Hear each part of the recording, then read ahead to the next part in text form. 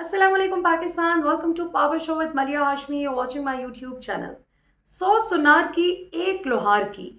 पिछले 17 माह में हमने जिस तरह से पाकिस्तान के आइन और कानून की धज्जियां उड़ाते हुए आम शहरियों को नहीं, पाकिस्तान की इंतज़ामिया को देखा, भले वो वफाकी सतह पर हो या सूबाई सतह पर, वो इंतज़ामिया जो ख़ुद पाकिस्तान में आइन और कानून पर अमल दरामद करवाने की ज़ामिन है, वो इंतज़ामिया खुद इस आइन और कानून की धज्जियां उड़ाती नजर आई। अदालत एक शख्स को रिहा करने का हुक्म देती है तो इंतज़ामिया फ्लाउट कर देती है, उस हुक्म को हवा में उड़ा देती है, कुचल देती है और उस पर अमल नहीं करती, और फौरी तौर पर अपनी मर्जी और मंशा के मुताबिक या किसी और की मर्जी और मंशा के मुताबिक अदालती अहकामात की खिलाफ वर्जी करते हुए उन्हीं लोगों को गिरफ्तार कर लेती है जिनको अदालत रिलीफ देती है। और हमने इस हवाले से अदलिया का भी बड़ा लीनियंट रवैया देखा। कोई किसी पर तौहीन अदालत नहीं लग रही थी, कोई किसी को पूछ गिछ नहीं हो रही थी। लेकिन आज फॉर अ चेंज एक बहुत बड़ी डेवलपमेंट हुई है। अब से कुछ देर कबल इस्लामाबाद हाई कोर्ट की जानिब से एक बड़ा लैंडमार्क डिसीजन आज दिया गया है, जिस पर आज के प्रोग्राम में हम बात करेंगे नाजरीन। साथ साथ आपको पाकिस्तान के एक सीनियर सहाफ़ी जो बड़े सालों से अपने कॉलम्स के ज़रिए, अपने टीवी प्रोग्राम्स के ज़रिए, अपने तज्ज़ियों के ज़रिए, ख़ास तौर पर इमरान खान मुखालिफ तज्ज़ियों के ज़रिए आवाम तक अपनी आवाज़ पहुंचाते रहे, अब उन्होंने एक नया काम शुरू किया है जी। उन्होंने फकियां बेचनी शुरू कर दी हैं और फूड सप्लीमेंट्स जो हैं वो मर्दाना सेहत के हवाले से उन्होंने जो है इंट्रोड्यूस करवा दिए हैं। और ये भी ख़वातीन के लिए भी खुशखबरी दी है कि ख़वातीन के लिए भी फूड सप्लीमेंट्स आ रहे हैं। जो मर्दाना सप्लीमेंट्स हैं उनका नाम ही मर्दाना रखा है, और ख़वातीन के लिए जो अच्छे अच्छे सप्लीमेंट्स उन्होंने बताया कि आ रहे हैं उनका नाम वो जनाना रखेंगे। सो इस पर भी बात करेंगे कि ये 1000 करोड़ रुपए मीडिया पर लगाकर जिस तरह से इमरान खान की आवाज़ बंद करने की कोशिश की गई और जो 1100 अरब रुपए के करप्शन केसेस माफ़ कर दिए खुद को पीडीएम हुकूमत ने, किस तरह से उसमें से कितना कन्वीनियंटली 10 अरब रुपए तो कुछ भी नहीं, वो तो पीनट्स भी नहीं बल्कि बनते, तो 10 अरब रुपए से ज़ायद पैसा जो है यानी 1000 करोड़ रुपए जो कि अवाम की जेब पर जब डाका डाला जाए तो वो बहुत बड़ी रकम बनती है। तो वो कौमी ख़जाने में 1100 अरब रुपए आने की बजाय 1100 अरब रुपया करप्शन केसेस का खुद को मुआफ़ कर दिया, और उसके बाद 10 अरब रुपए से ज़ायद यानी 1000 करोड़ रुपए से ज़ायद लगाकर पाकिस्तानी अवाम को बेवकूफ़ बनाने के लिए किस तरह से मीडिया पर पैसा बेदरेग फेंका गया, मीडिया चंद मखसूस मीडिया चैनल्स को नवाजा गया। और इसी इस्लाम में आपने देखा कि अरशद शरीफ का बेईमाना कत्ल हो या फिर इमरान रियाज खान की जिस तरह से जबरी गुमशुदगी सामने आई और जिस तरह से बहुत से सहाफ़ियों को नौकरियों से निकाल दिया गया। तो मीडिया की आज़ादी और आज़ादी हक़ राय दही अवाम का, मीडिया का, सहाफ़ियों का, रिपोर्टर्स का, उसका तो गला घोंट दिया गया। तो सवाल ये पैदा होता है कि फिर ये 1000 करोड़ रुपया गया कहाँ? तो इस पर बात करेंगे नाज़रीन, लेकिन सबसे पहले आपको आज की जो ब्रेकिंग डेवलपमेंट है उसके हवाले से आगाह करते हैं। इस्लामाबाद हाई कोर्ट में आज एक बहुत ही अहम दिन था। जस्टिस बाबर सत्तार ने अपने नाक़िदीन को भी अपना फ़ैन बना लिया है। जिस तरह से उन्होंने मेरिट को मलहूज़े खातिर रखते हुए केस को मेरिट पर सुना। आप सब जानते हैं कि वो जज बनने से पहले जियो न्यूज़ पर एज एनालिस्ट बैठा करते थे। रिपोर्ट कार्ड जो उनका 7 बजे का प्रोग्राम है जियो न्यूज़ का, उसमें वो अक्सर इमरान खान मुखालिफ तज्जिया देते थे। उसमें वो पैनमा केस भी जब था तो आपको याद होगा कि वो बाकायदा नवाज शरीफ का दिफा करते नज़र आते थे। लेकिन जब वो जज बने तो उन्होंने बहैसियत जज अपना बायस बिल्कुल साइड पे रख कर जिस तरह मेरिट पर केस सुनने का हक है उस हक को अदा किया, जो कि बड़ी अच्छी बात है। पाकिस्तान में आम तौर पर लोग जब किसी अहम ओहदे पर तैनात हो जाते हैं तो वो अपना बुग़्ज़ और जो अनाद है वो निकालते हैं, और वो ख़ुद ना भी निकाल रहे हों तो लोग उनके बुग़्ज़ और अनाद को अपने सियासी मुखालिफिन के ख़िलाफ़ इस्तेमाल करते हैं। ताज़ा तरीन मिसालें आपके सामने मौजूद हैं। लेकिन आज इस्लामाबाद हाई कोर्ट ने जनाब शहरयार आफरीदी तौहीन अदालत केस, यानी वो केस जिसमें शहरयार आफरीदी को बार बार अदालत ज़मानत दे रही थी, आपने देखा 12 अदालत से उनको रिलीफ मिलता था, ज़मानत मिल जाती थी, لیکن ان کو MPO آرڈر کے تحت بار بار اریسٹ کر لیا جاتا تھا. یہ تماشا ہم نے پچھلے کئی مہینوں سے دیکھا، لیکن آج فائنلی اس پر ایکشن لے لیا گیا ہے. اسلام آباد ہائی کورٹ نے DC اسلام آباد عرفان نواز میمن، SSP آپریشنز جمیل ظفر، SP فاروق بٹر، SHO ناصر منظور، ان چاروں پر فرد جرم عائد کر دی ہے. یہ بہت بڑی ڈیولپمنٹ ہے اور یہ ایک طرح سے انڈیا بھی دے رہی ہے آئندہ آنے والے دنوں کا کہ یہ جتنے بھی سرکاری ملازمین ہیں، بیوروکریٹس ہیں، سول سروسز آفیسرز ہیں، جو کہ فرعون بنے ہوئے تھے زمین پر، جو بالکل عدالتی احکامات کو ہوا میں اڑاتے ہوئے پیروں تلے رونتے اور کچلتے ہوئے عوام کو اذیت دے رہے تھے، اور ایک خاص سیاسی جماعتوں کا جو جمگٹا تھا اس کا عمران خان مخالف سیاسی ایجنڈا باقاعدہ وہ پریکٹیکلی عملی طور پر ٹو کرتے ہوئے نظر آ رہے تھے. اس سے ایک امید پیدا ہوتی ہے کہ مزید بھی جتنے بیوروکریٹس نے آئین شکنی کی ہے ان کے گرد بھی آنے والے دنوں میں گھیرا تنگ ہو سکتا ہے. یہ ایک بڑا زبردست پریسیڈنٹ سیٹ ہو گیا ہے. اس پریسیڈنٹ کے سیٹ ہونے کے بعد اب جو دیگر قانون شکنی اور آئین شکنی کے مرتکب ہوئے سرکاری افسران اپنے آقاؤں کو خوش کرنے کے لیے، وہ اب ان کو آبویسلی ریلیف دینا، مارجن دینا دیگر جج صاحبان کے لیے تھوڑا مشکل اس لیے ہو جائے گا کہ اب یہ فیصلہ ایک ریفرنس کے طور پر دیگر عدالتوں میں بھی کوٹ کیا جائے گا وکلا کی جانب سے، جو کہ آبویسلی ان آئین شکن سرکاری افسران کے خلاف جو کیس آرگیو کر رہے ہوں گے. ناظرین، اب ہوگا یہ کہ DC اسلام آباد عرفان نواز میمن سمیت یہ جو دیگر افسران ہیں، SSP آپریشنز، SP اور SHO، ان سب پر جو فرد جرم عائد ہوئی ہے، تو اب ان ملزمان کے بیانات ریکارڈ ہوں گے. اب ان کا ٹرائل چلے گا اور ان کا ایڈوکیٹ کیسر امام کو جو ہے وہ بنا دیا گیا ہے پروسیکیوٹر جسٹس بابر ستار کی جانب سے. اور جسٹس بابر ستار نے جس دلیری کے ساتھ میں سمجھتی ہوں کہ آج مکالمہ بھی کیا ہے DC اسلام آباد عرفان نواز میمن سے، جب انہوں نے کہا کہ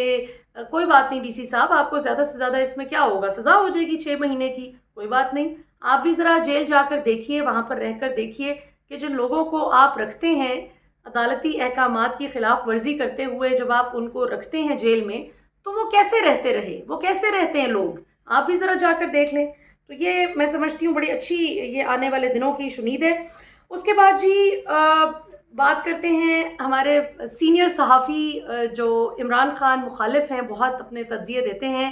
انہوں نے پھکیوں کا بزنس شروع کر دیا ہے. پھکیاں اور فوڈ سپلیمنٹس جو کہ مردانہ کے نام سے بھی انہوں نے لانچ کیا ہے اور زنانہ کے نام سے خواتین کے لیے بھی وہ جو ہے وہ کریں گے لانچ، انہوں نے اناؤنس کیا ہے.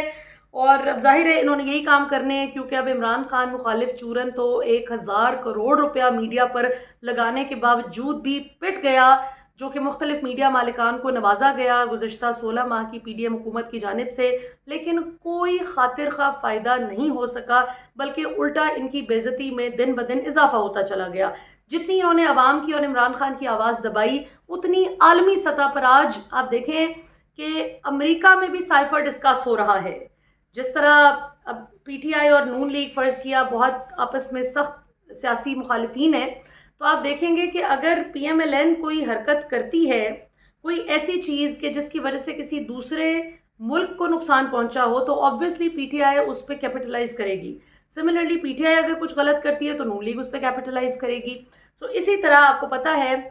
کہ امریکہ میں بھی ڈیموکریٹس اور ریپبلکنز کی آپس میں نوک جھونک چلتی رہتی ہے، اور ریپبلکنز چونکہ آبویسلی وہ ڈسے ہوئے ہیں، پچھلے کچھ سالوں سے وہ سفر کر رہے ہیں. ڈونلڈ ٹرمپ پہ آپ دیکھیں ڈیجیٹل میڈیا پہ کتنی بدترین پابندیاں لگتی رہیں. Now that is back on Twitter, ہر تاریخ رات کا ایک اختتام ہوتا ہے. ٹرمپ کسی کو اچھا لگے یا برا لگے، ان کی آواز دبا دینا ڈیجیٹل میڈیا پلیٹ فارمز کو مینوور کر کے اور آرم ٹویسٹنگ کر کے، یہ تو کوئی طریقہ نہیں. تو آپ نے دیکھا کہ ایلن مسک نے جب ٹویٹر ٹیک اوور کیا تو اس کے بعد بہت سے ایسے لوگ جو کہ پس رہے تھے گزشتہ ٹویٹر ایڈمنسٹریشن کی غلط فیصلوں کی وجہ سے، ان کے پریشر میں دخل کر جانے کی وجہ سے، ان کی غلط جو اوبلائج کرنے والی حرکتیں تھیں، جس طرح انڈیا کو کتنا اوبلائج کیا ہوا تھا کشمیر پہ، آپ بات تو کر کے دیکھتے. میں نے خود بھگتا ہوا ہے. انڈین گورنمنٹ جو ہے، میرے ابھی یہ جو YouTube آپ میری ویڈیو دیکھ رہے ہیں، یہ کسی بھی انڈین شہر یا قصبے یا گاؤں میں نہیں چل سکتی.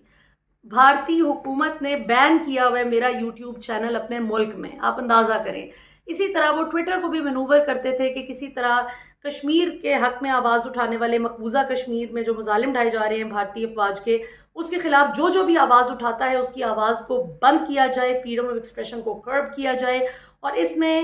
جو گزشتہ ٹویٹر انتظامیہ تھی اس نے بہت ہی بھونڈا کردار ادا کیا. لیکن اب جب کہ ریپبلکنز کو واپس ٹویٹر پہ بھی آواز مل گئی ہے, اور اب جب کہ ڈیموکریٹس اب ایک مشکل میں پھنس گئے ہیں, بائیڈن کی غلط فیصلوں کی وجہ سے لعن طعن پوری دنیا سے ان کو آ رہی ہے. سو پاکستان میں بھی جس طرح سے حکومت کا تختہ الٹا گیا, سائفر کا کیا کردار تھا, اب یہ وہاں پر بھی ہائیسٹ پلیٹ فارمز پہ ڈسکس ہو رہا ہے. وہاں پہ آئندہ آنے والے الیکشن میں ریپبلکنز جو چارج شیٹ رکھیں گے ڈیموکریٹس کے خلاف, اس میں یہ سائفر والا قصہ بھی کھلے گا جو ابھی سے کھل گیا ہے. سو آپ دیکھیں کہ اللہ کی شان, کہاں یہ عمران خان اور عوام کی آواز یہاں دبا رہے تھے, اور کہاں امریکہ میں خود امریکہ کی ہی حکومت کو جوتے پڑ رہے ہیں اس وقت ان کے اپوزیشن جماعت کی جانب سے, اور ان کے جو اپوزیشن کو سپورٹ کرنے والے لوگ ہیں, ریپبلکنز کے جتنے بھی ووٹرز ہیں, ریپبلکن ووٹر تو آج ان کے خلاف کھڑا ہے. سو انہوں نے اس بات کو بالکل بھی پسند نہیں کیا, اور جنرلی امریکی عوام کو یہ بالکل بات اچھی نہیں لگتی کہ جس طرح آدھی سے زیادہ دنیا امریکہ کے خلاف اس بات پہ ہے اور صحیح لعن طعن کرتی ہے کہ آپ سیریا ہو,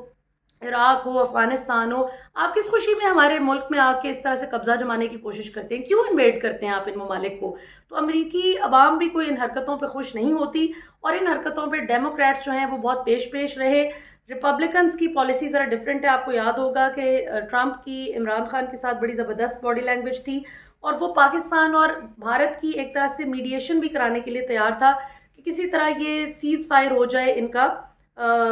اس سینس میں کہ آپس ایک دوسرے کو یہ دشمن نہ سمجھیں, ایک دوسرے کو بس ایک نارمل ہمسائے کی طرح ٹریٹ کریں, دوست نہیں بھی بنتے تو دشمن نہ رہے پاکستان اور بھارت. تو ان کی بڑی امن پسندانہ پالیسی ہے,